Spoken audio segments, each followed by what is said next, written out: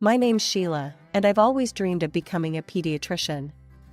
After years of hard work, I finally graduated from medical college and landed my first job at a local clinic. Life was good, but something was missing. I wanted more than just a career, I longed for a family of my own. One sunny afternoon, my best friend Jess called me up. "Sheila, I've got someone you need to meet," she said, her voice bubbling with excitement. "His name's Mike, and he's looking for something serious. I think you two would hit it off." I was skeptical at first. Blind dates weren't really my thing, but Jess was persistent. "Fine," I sighed. "Set it up." A week later, I found myself sitting across from Mike at a small coffee shop downtown. He was tall, with kind eyes and a warm smile that put me at ease almost immediately. "So, Sheila," he said, stirring his coffee. "Jess tells me you're a pediatrician. That must be rewarding." I nodded, feeling myself relax. "It is. I love working with kids." "What about you? What do you do?" As Mike talked about his job as an engineer, I found myself drawn in by his passion and humor. We chatted for hours, losing track of time until the barista politely informed us they were closing. From that moment on, Mike and I were inseparable. We supported each other through long work days and celebrated each other's successes. 2 years flew by in a blur of happiness and shared dreams. We decided on a small, intimate wedding.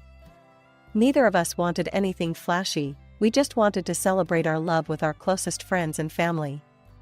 The day was perfect, filled with laughter and happy tears. As we exchanged vows, I looked into Mike's eyes and saw our future stretching out before us. A home filled with love, the pitter-patter of little feet, a lifetime of happiness together. After the wedding, I began to communicate more with Mike's mother, Linda.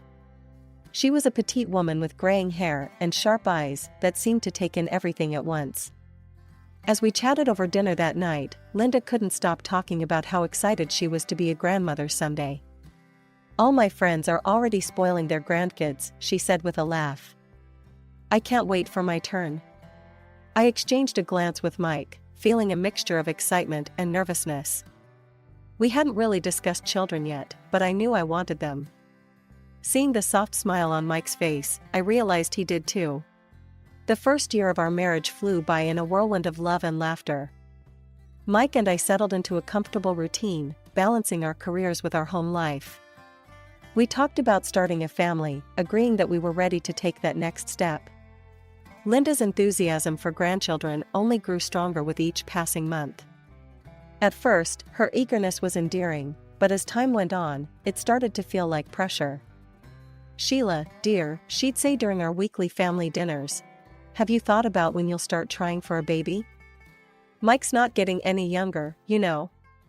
I'd force a smile, trying to hide my discomfort. "We're working on it, Linda. These things take time." But as the months passed without a positive pregnancy test, I started to worry. Was something wrong? Should we see a doctor? The stress began to take its toll, affecting both my mood and my relationship with Mike. One night, after another dinner filled with Linda's not-so-subtle hints, I broke down in tears. "Hey, what's wrong?" Mike asked, pulling me into his arms. What if I can't get pregnant?" I sobbed. "Your mom will be so disappointed, and you." Mike cut me off, cupping my face in his hands. "Listen to me, Sheila. I love you. If we have kids, great. If we don't, that's okay too. All that matters is that we're together." His words comforted me, but the worry lingered. I decided to see my doctor, just to make sure everything was okay. Dr. Anderson, a kind older woman with salt and pepper hair, ran a series of tests. When the results came back, she called me into her office. "Everything looks normal, Sheila," she said with a reassuring smile. "Sometimes these things just take time. Try to relax and let nature take its course." We decided to stop actively trying and just enjoy our life together. I focused on eating right and living healthily, hoping it would help our chances. As our third wedding anniversary approached, I started to feel different. My breasts were tender, and I felt nauseous in the mornings. Could it be? With shaking hands, I took a pregnancy test. As I waited for the results, I paced our small bathroom, my heart pounding. When the timer on my phone beeped, I looked at the test. 2 pink lines. Positive. When Mike got home from work, I could barely contain my excitement. I'd wrapped the positive test in a small box with a bow. "What's this?" he asked, looking confused. "Open it," I urged, grinning from ear to ear. As he lifted the lid and saw the test, his eyes widened. Are we?" I nodded, happy tears spilling down my cheeks. "We're having a baby." That night, as we lay in bed, Mike's hand resting protectively on my stomach, I felt a peace I hadn't known in months. Everything was falling into place. The next day, we called Linda to share the news. Her excited shriek nearly deafened me. "Oh, this is wonderful," she cried. "I'm going to be a grandmother. When are you due? Do you think it's a boy or a girl? Oh, I have so much shopping to do." As Linda rattled on, I exchanged an amused glance with Mike.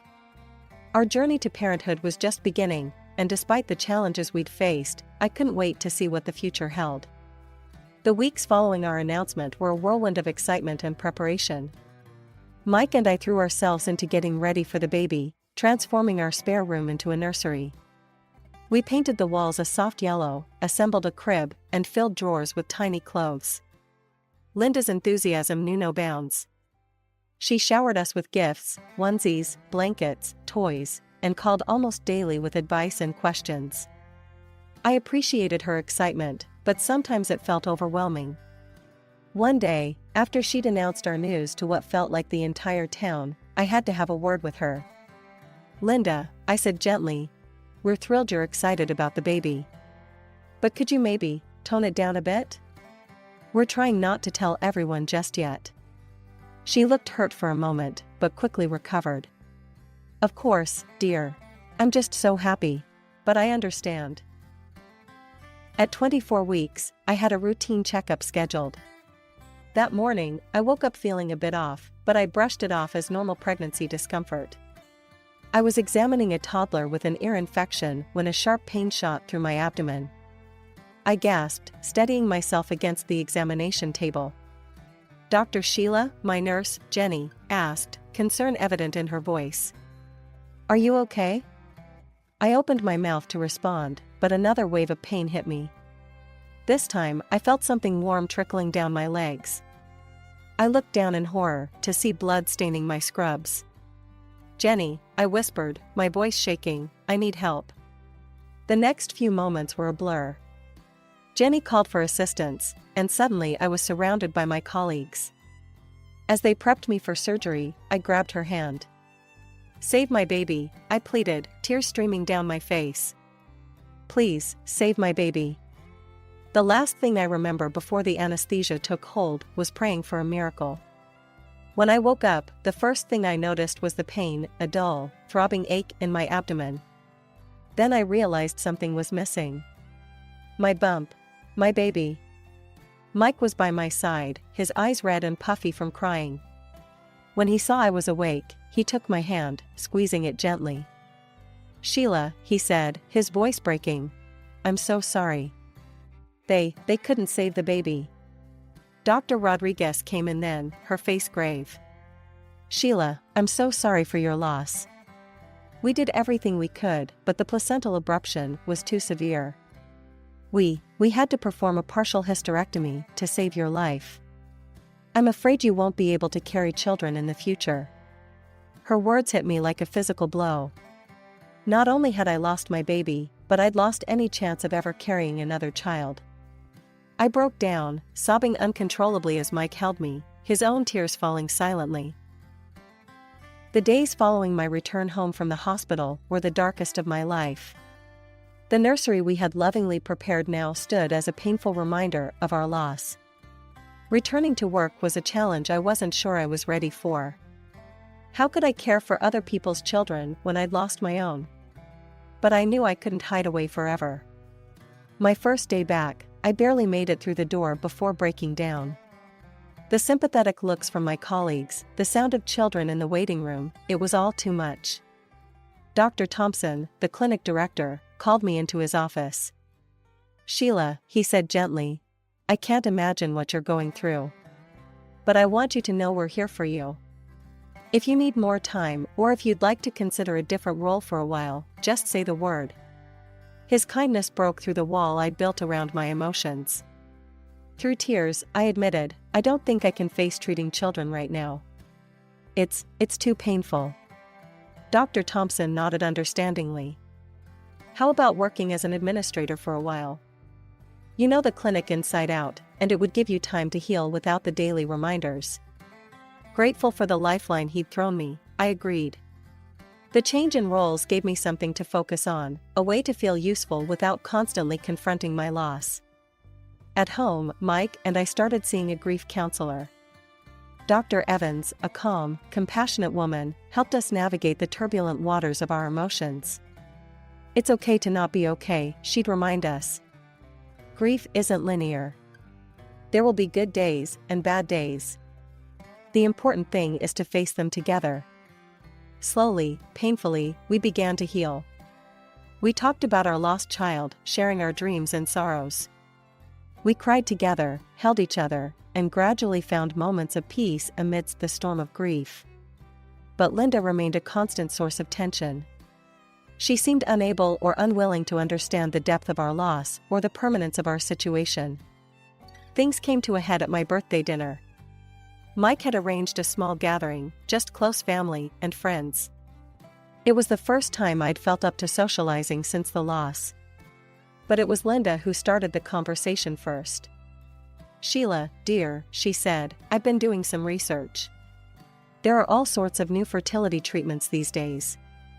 I'm sure if we find the right doctor." I cut her off. "You know," I said cautiously, "Mike and I have been talking. We've been thinking that maybe, someday, we might consider adoption." The table fell silent. I looked around, hoping for support, but was met with mixed reactions. Mike squeezed my hand encouragingly, but Linda's face twisted in disgust. "Adoption," she spat out the word as if it tasted bad. "Oh no, that won't do at all. Can you imagine? Some stranger's child, probably with all sorts of problems. Who knows what kind of family they came from? No, you need your own child, not some cast-off." I felt as if I'd been slapped. Mike's face darkened with anger. "Mom," he said, his voice dangerously low, "I think it's time for you to leave." As Linda gathered her things, muttering about ungrateful children, I sat frozen, tears streaming down my face. Our healing, as fragile as it was, felt shattered all over again. In the days that followed, Linda tried to reach out, leaving voicemails and sending text messages. But neither Mike nor I was ready to face her. We needed time to process and heal. At work, I threw myself into my new administrative role. The distance from direct patient care was helping, but I still felt a pang every time I heard a child's laughter echoing down the hallway. Dr. Thompson was supportive, always checking in to make sure I was coping okay. One afternoon, as I was filing some paperwork, I overheard two nurses talking in hushed tones. "Did you hear about Dr. Sheila?" one whispered. "I heard she was drinking during her pregnancy. No wonder she lost the baby." I froze, my heart pounding in my chest. Where had they heard such a horrible lie? I hadn't touched a drop of alcohol since before we started trying for a baby. Shaking, I retreated to the bathroom, locking myself in a stall as tears streamed down my face. How could anyone think that? How could they be so cruel? When I got home that evening, I told Mike what I'd overheard. His face turned red with anger. "That's it," he growled, pulling out his phone. "I'm calling my mother. She's the only one who would spread such vicious lies." I listened as Mike confronted Linda, his voice rising with each passing moment. "How dare you?" he shouted. "Do you have any idea what you've done? If you don't stop this right now, we're going to the police. This is slander, Mom." After he hung up, Mike pulled me into a tight embrace. I'm so sorry, Sheila. I never thought she'd stoop this low. The next day, the rumors at work seemed to have mysteriously dried up. No one mentioned anything about drinking or my lost baby. It seemed Linda had gotten the message. But our relief was short-lived. A few days later, I opened our mailbox to find a postcard. On the front was a picture of a happy family with young children. When I turned it over, my blood ran cold. In bold letters, someone had written, "You will never be a mother." The postcards kept coming, each one more hurtful than the last. Then, one morning, we opened our front door to find a horrifying sight.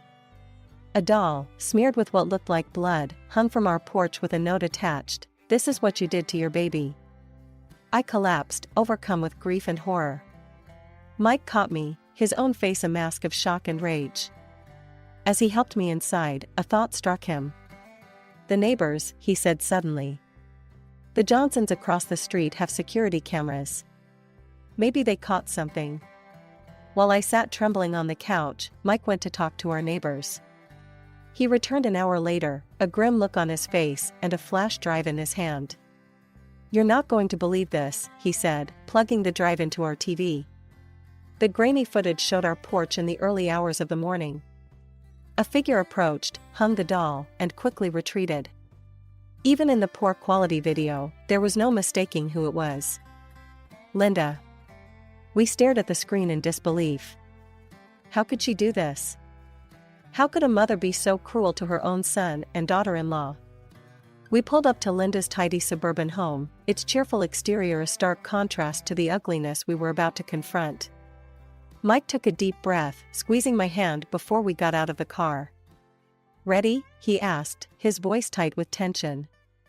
I nodded, not trusting myself to speak. We walked up to the front door, and Mike rang the bell. Moments later, Linda appeared, her face lighting up at the sight of us. "Mike. Sheila.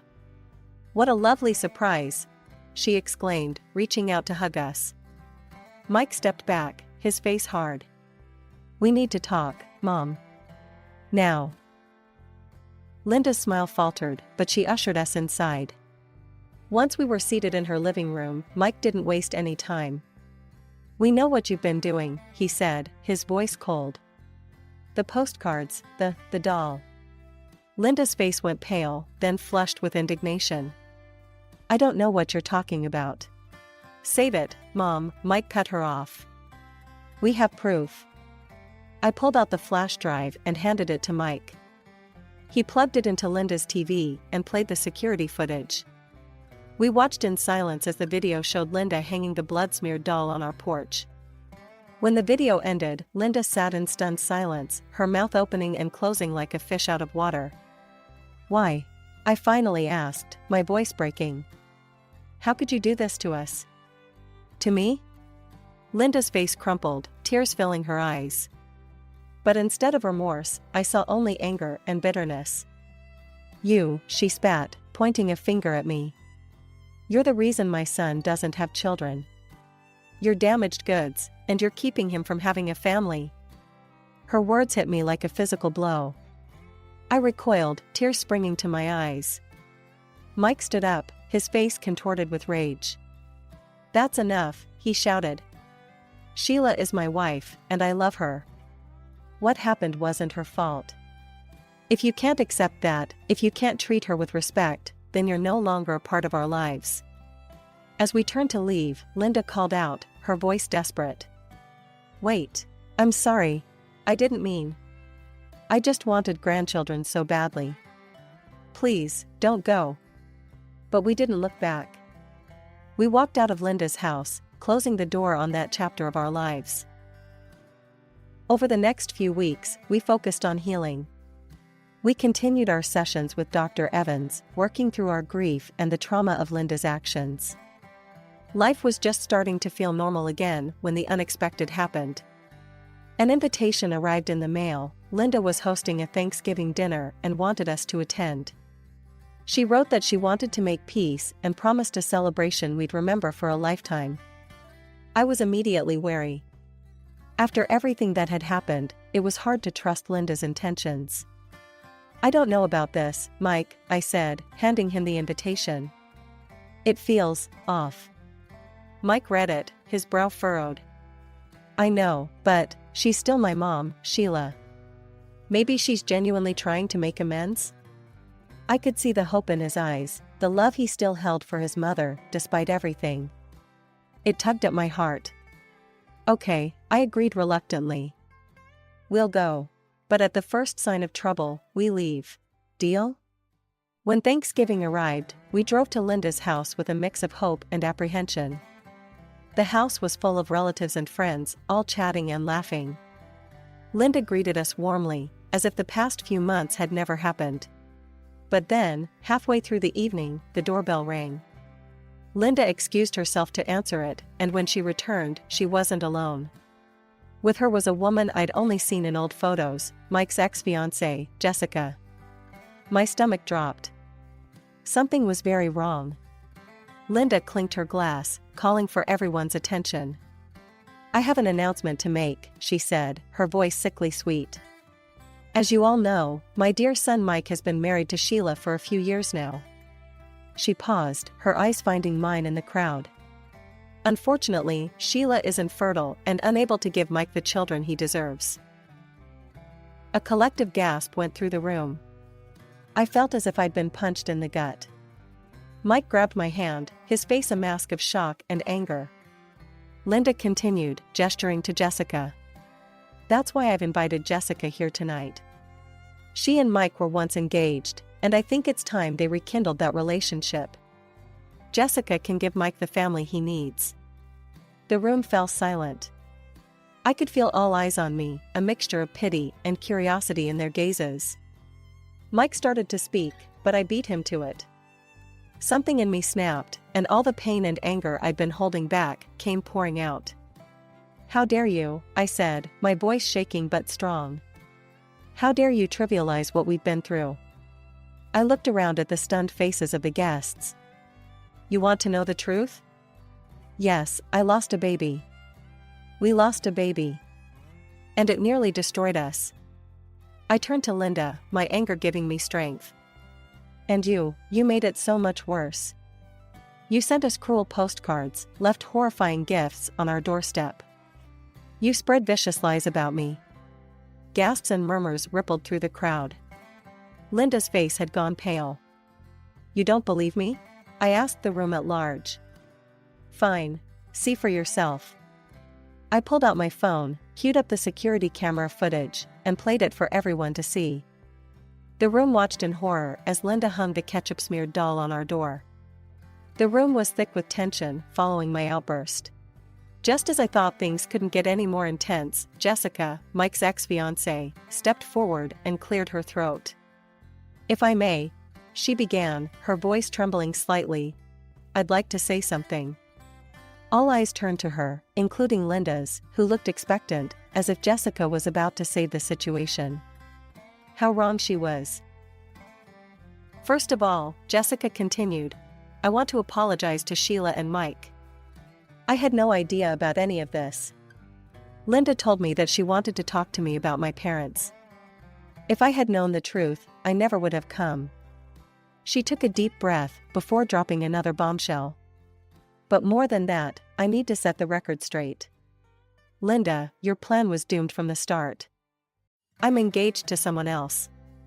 We're getting married in the spring. Gasps echoed around the room.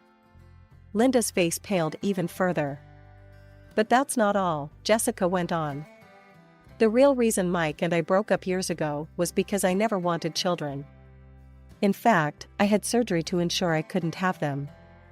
Mike found out, and that's why we ended our relationship. The irony of the situation wasn't lost on anyone. Linda had tried to replace me with a woman who couldn't, and didn't want to, have children either. One by one, people began gathering their coats and bags. The party was clearly over.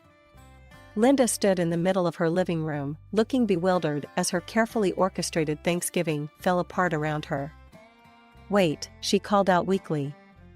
Where is everyone going? The turkey. But no one was listening.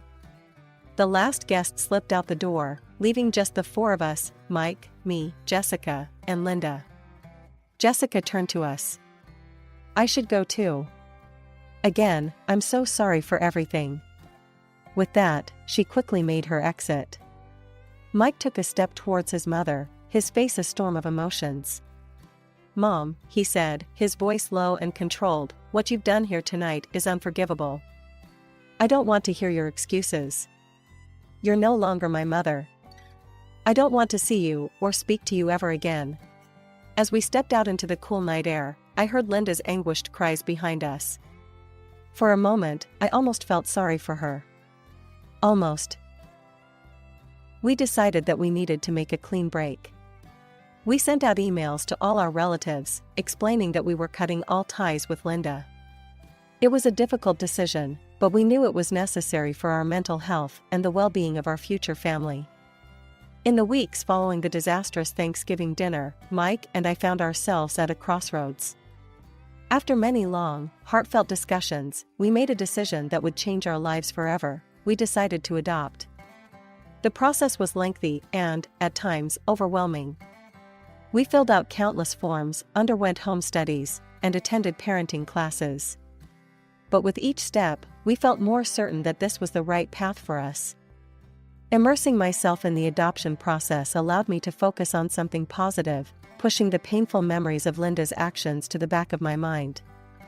I even felt strong enough to return to my job as a pediatrician. Just a week later, we received the news we'd been hoping for: we'd been approved for adoption. Our caseworker called to tell us about a 3-year-old boy named Ethan who needed a forever home. The day we met Ethan was one I'll never forget. He was small for his age, with a mop of curly brown hair and the biggest brown eyes I'd ever seen. He was shy at first, hiding behind his social worker's legs, but it didn't take long for his curious nature to win out. "Do you like dinosaurs?" he asked Mike timidly, holding up a worn T-Rex toy. Mike's face lit up. "I love dinosaurs. Did you know that T-Rex had the strongest bite of any land animal ever?" Ethan's eyes widened with wonder, and just like that, a connection was formed. One day, as we were preparing to leave after a visit, Ethan looked up at us with those big brown eyes and asked, "Are you going to be my new mommy and daddy?" Mike and I exchanged glances, our eyes filling with tears of joy. "We'd like to be," I said softly. "Would you like that?" Ethan nodded enthusiastically, then threw his arms around us both. As we drove home that day, my heart felt fuller than it had in years. We still had a long road ahead, paperwork to complete, adjustments to make, a lifetime of love to give. But for the first time in a long time, I felt truly hopeful about the future.